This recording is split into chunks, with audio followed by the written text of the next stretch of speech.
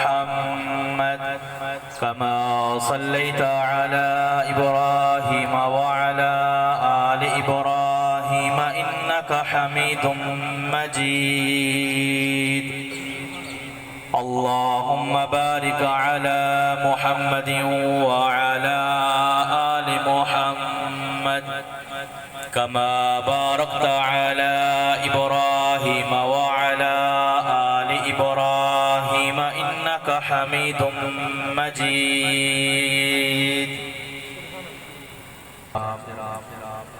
قابل صد احترام علماء کرام، آج کا یہ ہمارا پروگرام تعزیتی پروگرام ہے، ایصال ثواب کا پروگرام ہے۔ اللہ رب العزت سے دعا کرتے ہیں کہ بھائی محمد اسماعیل کے والد محمد ابراہیم رحمت اللہ علیہ، اللہ رب العزت ان کی بخشش فرمائے، درجات بلند فرمائے، اللہ رب العزت ان کی قبر کو روشن فرمائے، منور فرمائے۔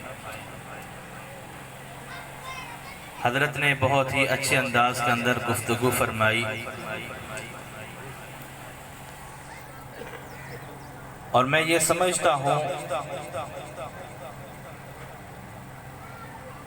کہ لمبی چوڑی تقریروں سے یہ بہتر ہے کہ مختصر تقریر ہو اور بندہ اس پر عمل کر لے تو کامیابی کے لیے کافی۔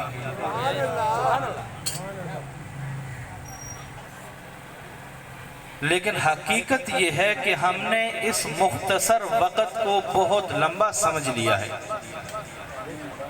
بہت لمبا سمجھ لیا ہے۔ اب کوئی 50 سال 60 سال 70 سال کی یہ کوئی زندگی نہیں ہے۔ حضرت موسیٰ علیہ السلام کے پاس ایک خاتون آئی، آ کر کہنے لگی کہ آپ اللہ کے نبی ہیں، اللہ کے پیغمبر ہیں، کلیم اللہ ہیں، اللہ سے دعا کریں کہ میری اولاد کی عمر زیادہ ہو، بہت کم عمر ہوتی ہے میرے بچوں کی۔ تو حضرت موسیٰ کلیم اللہ نے پوچھا کہ کتنی عمر ہوتی ہے؟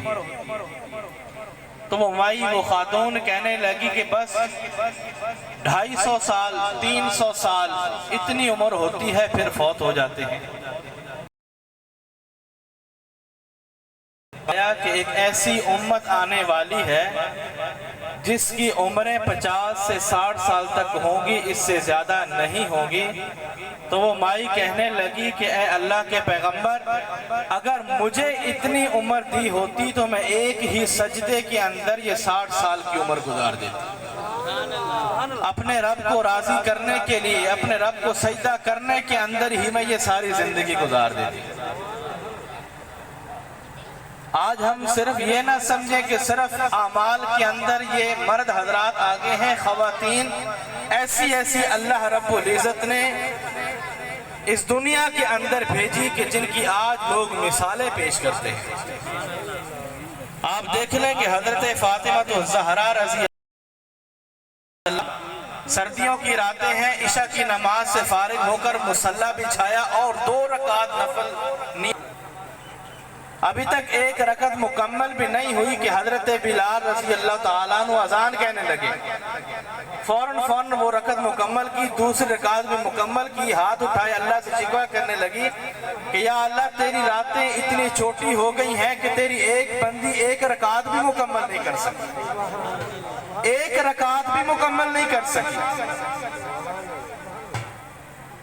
شیخ عبدالحق محدث دہلوی رحمت اللہ علیہ ایک واقعہ لکھتے ہیں کہ کسی علاقے کے اندر قحط پڑنے لگا، بارش نہیں ہو رہی، لوگ پریشان ہیں، انسان پریشان ہے، جانور پریشان ہے، چرند پرند پریشان ہے، سبزہ نہیں اگ رہا، بارشیں رک چکی ہیں، اللہ کی ناراضگی آ گئی ہے۔ تو علماء نے، علاقے کے جو علماء تھے، مشورہ کیا کہ سارے لوگوں کو ایک میدان کے اندر اکٹھا کیا جائے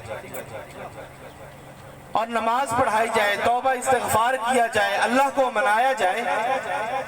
تو اب سارے لوگ اکٹھے ہو کر ایک میدان کے اندر آ گئے، نوجوان بھی ہیں، بوڑھے بھی ہیں، بچے بھی ہیں، ضعیف بھی ہیں، طاقتور بھی ہیں، سارے میدان کے اندر آ کر انہوں نے نماز پڑھی اور اللہ سے دعا مانگی کہ یا اللہ تو بارش برسا، مہربانی کر، رحمت فرما۔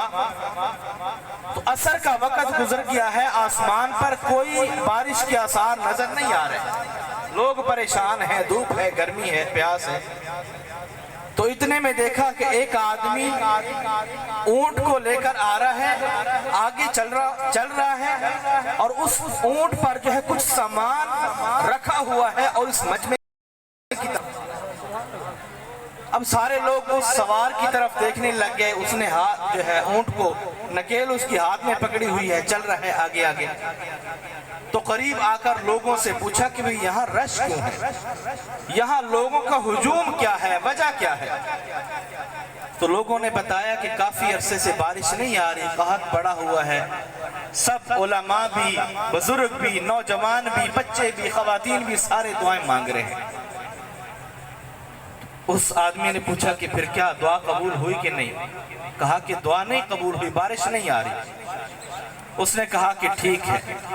کچھ فاصلے پر وہ اونٹ کھڑا کیا تھا، وہاں گیا اور جو اوپر سامان رکھا ہوا تھا اس سامان کے قریب جا کر کچھ بولنے لگا، کچھ کہنے لگا۔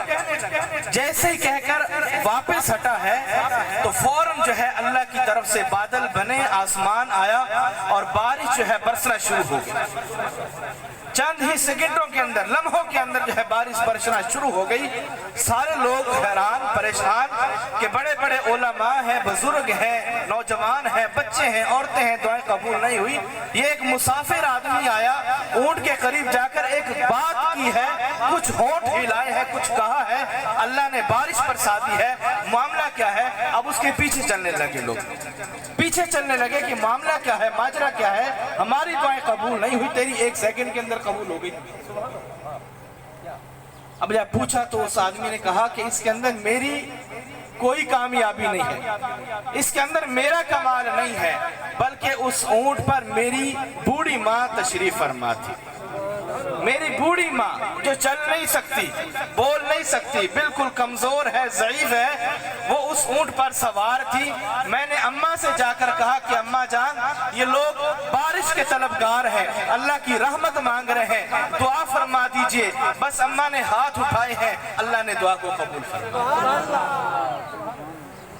تو اس نوجوان نے کہا کہ میری اماں کی دعا کی قبولیت کی جو وجہ ہے وہ یہ ہے کہ میری اماں نے ساری زندگی اسلام کے مطابق گزاری ہے، میری اماں نے ساری زندگی پاک دامنی والی زندگی گزاری ہے، میری اماں نے ساری زندگی قرآن والی زندگی گزاری ہے، حدیث والی زندگی گزاری ہے، گناہوں کے قریب نہیں گئی، تقوی اختیار کیا ہے، پرہیزگاری اختیار کی ہے، کسی گناہ کے اندر ملوث نہیں ہوئی، کسی گناہ کے اندر مبتلا نہیں رہی، اسی لیے اللہ نے اس کی دعا کو فوراً قبول فرمایا۔ میرے بھائیوں، اگر لوگ اپنے آپ کو کہتے ہیں، بندے اگر کہتے ہیں کہ جی ہم نیکی کے اندر بڑے آگے ہیں، تو خواتین کا حال بھی آپ دیکھ لیں، خواتین کا ایمانی جذبہ آپ دیکھ لیں، اعمال کے اندر ان کو دیکھ لیں کہ اللہ کے ساتھ کیسا تعلق اور کیسی محبت اعمال کے ساتھ۔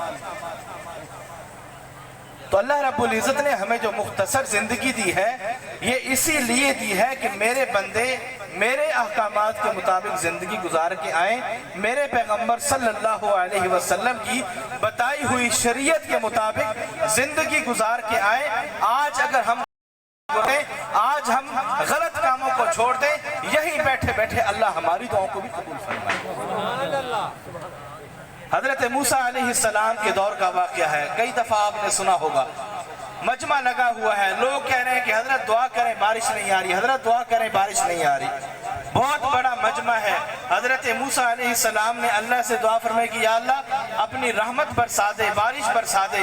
اللہ رب العزت نے فرمایا کہ اے موسیٰ، تیرے مجمع کے اندر، تیرے اس لشکر کے اندر ایک ایسا آدمی بیٹھا ہوا ہے جو بہت ہی گناہگار ہے، مجھے پسند نہیں ہے، مجھے اس سے محبت نہیں ہے۔ حضرت موسیٰ علیہ السلام نے مجمع سے خطاب فرمایا کہ اس مجمع کے اندر جو اللہ کا نافرمان بیٹھا ہوا ہے، گناہگار بیٹھا ہوا ہے، غلط آدمی بیٹھا ہوا ہے، وہ اٹھ کے چلا جائے۔ اس آدمی کو پتا تھا انسان ہوں, میں غلط آدمی ہوں, میں بد کردار آدمی ہوں, میں غلط طریقے پر چلنے والا آدمی ہوں, فوراً اللہ کی طرف لین ملائی اور دل ہی دل کے اندر اللہ سے یہ کہنے لگا, یا اللہ میں آج کے بعد گناہ نہیں کروں گا, میں آج کے بعد کوئی غلط کام نہیں کروں گا. اگر آج میں اٹھ کر جاتا ہوں لوگوں کی نگاہوں کے اندر میں رسوا ہو جاؤں گا, شرمندگی مجھے اٹھانی پڑے گی, یا اللہ تو مجھے معاف کر دے, میں آئندہ گناہ نہیں کروں گا. اللہ رب العزت نے وہیں بیٹھے بیٹھے اس کی دعا کو قبول فرمایا. بارش برسنا شروع ہو گئی. حضرت موسیٰ علیہ السلام کہنے لگے, یا اللہ وہ گناہگار بندہ تو اٹھا نہیں, اس مجمع سے کوئی باہر گیا نہیں, بارش برسنا شروع ہو گئی ہے. اللہ رب العزت نے فرمایا کہ اے موسیٰ, اے میرے پیغمبر کلیم اللہ, اس بندے نے اس مجمع میں بیٹھے بیٹھے معافی مانگ لی ہے, توبہ کر لی ہے, میں نے اس کی توبہ کو قبول کر لیا ہے, اس لیے اب میں نے رحمت برسانا شروع کر دی. میرے بھائیوں, توبہ کے لیے لمبے لمبے سجدوں کی ضرورت نہیں ہے, لمبی لمبی نمازوں کی ضرورت نہیں ہے, لمبے لمبے قیام کی ضرورت نہیں ہے. اگر توبہ سچے دل سے ہو جائے تو اللہ رب العزت وہیں بیٹھے بیٹھے قبول فرما لیتے, وہیں بیٹھے بیٹھے قبول فرما لیتے. علماء نے لکھا ہے کہ 3 چیزیں انسان کے اندر ہونی چاہیے. 3 چیزیں. اللہ نے جو نعمت دی ہے اس نعمت پر شکر ادا ہونا چاہیے. اللہ رب العزت نے جو ہمیں نعمتیں دی ہیں ان نعمتوں پر شکر ادا کرنا چاہیے. دوسری چیز, اگر تکلیف آ جائے تو اس تکلیف پر ہمیں صبر کرنا چاہیے. پہلی چیز, اللہ نے جو نعمت دی ہے اس نعمت کا شکر ادا کریں. لَإِن شَكَرْتُمْ لَأَزِيدَنَّكُمْ, اگر شکر ادا کرو گے اللہ اس نعمتوں کو بڑھا دے گا. اگر مصیبت پریشانی تکلیف آ جائے, وَبَشِّرِ الصَّابِرِينَ الَّذِينَ إِذَا أَصَابَتْهُمْ مُصِيبَةٌ قَالُوا إِنَّا لِلَّهِ وَإِنَّا إِلَيْهِ رَاجِعُونَ. اگر مصیبت آ جائے, پریشانی آ جائے تو اس پر ہمیں قرآن کا, اللہ کا یہ حکم ہے کہ اس پر صبر کیا جائے, اور اگر گناہ ہو جائے تو اس گناہ کے بعد توبہ کر لینی چاہیے. اگر انسان سے گناہ ہو جائے توبہ کر لینی چاہیے. اس لیے ہم اپنا تعلق علماء کے ساتھ, نیک لوگوں کے ساتھ رکھیں تاکہ یہ چیزیں ہمیں پتہ چل